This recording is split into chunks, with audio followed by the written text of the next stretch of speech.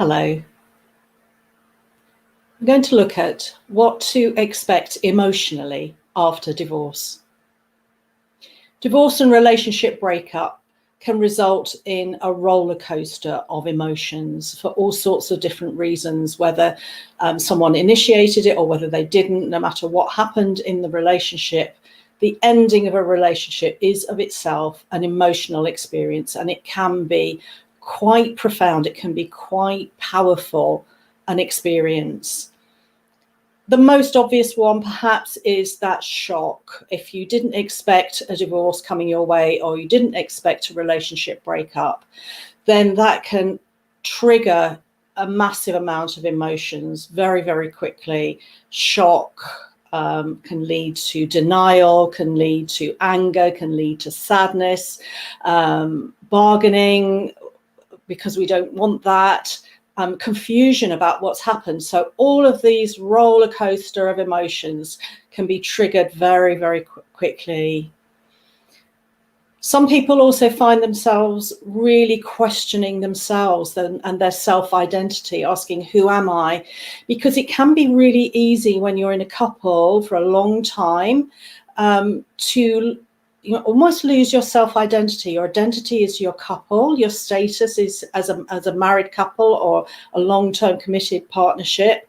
And when the relationship breakup happens, you lose that identity, and there's the sense of self which has been lost. It feels like a quagmire, like, well, who am I? What am I doing here? What's life all about?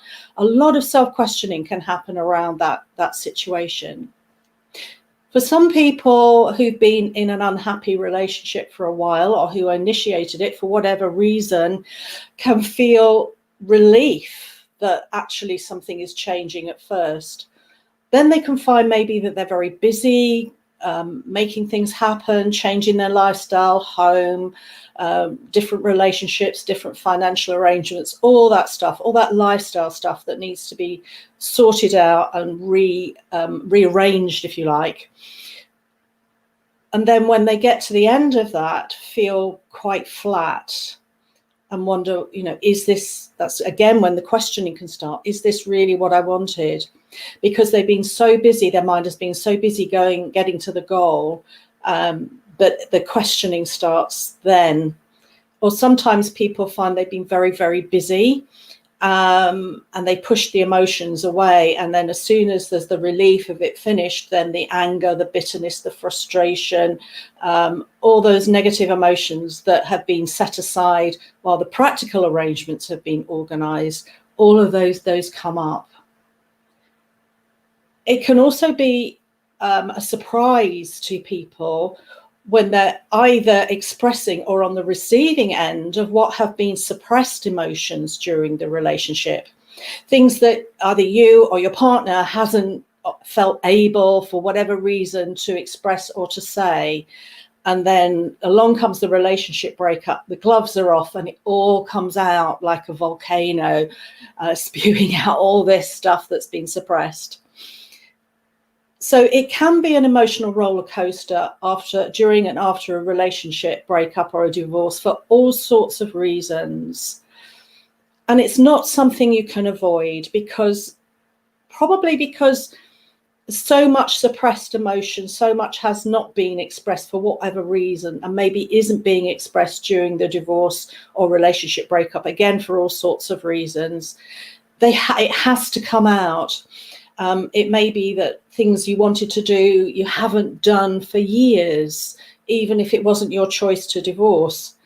And so all of that comes to a head with a relationship breakup, and it has to be expressed. You can't avoid it. That doesn't necessarily mean you fire it at anybody else. I'm not suggesting that, but it's like we have to allow ourselves to experience it, to allow it to move through your body. Because those emotions, they stay in the cells if we don't do that. And you know that they're in the cells because if somebody gives you a shock, have you ever had that feeling where you sort of go through the cold feeling, or something ripples throughout your whole body? You can feel it in every cell of your body. And so the cells of our body are very responsive to our emotions, and it is important to clear them. So we need to feel it, allow it to move through, express it. Journaling, well, not journaling, because you don't want to keep it. You can write it all out and keep writing and writing and writing until you feel that you've got it all out, and then get rid of it. Don't reread it, and keep doing that. Some people find it's helpful to scream into a pillow if they're getting really frustrated, or maybe go out in the car with the windows up somewhere quiet and let it out there.